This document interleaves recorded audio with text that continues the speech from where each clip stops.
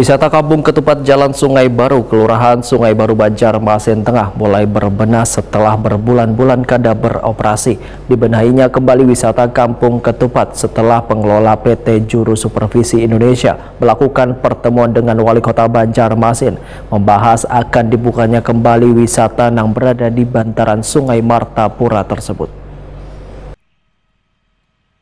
Wisata Kampung Ketupat Jalan Sungai Baru, Kelurahan Sungai Baru, Banjarmasin Tengah mulai berbenah setelah berbulan-bulan kada beroperasi.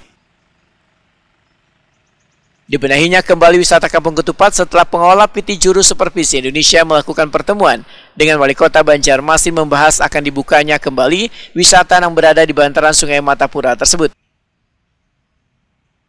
Dalam pertemuan tersebut dibahas pula terkait berbagai kendala setelah wisata Kampung Ketupat dibuka sejak pertengahan 2023 lalu.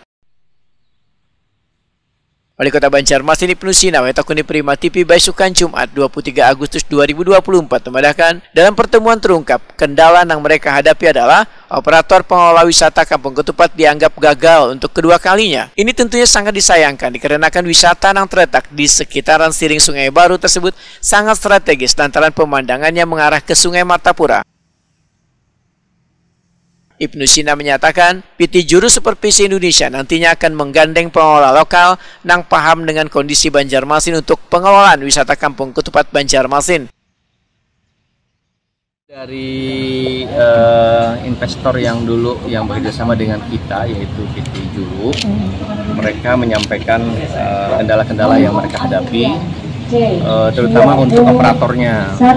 Ini kan sudah ada dua operator yang mereka anggap gagal lah untuk mengelola itu.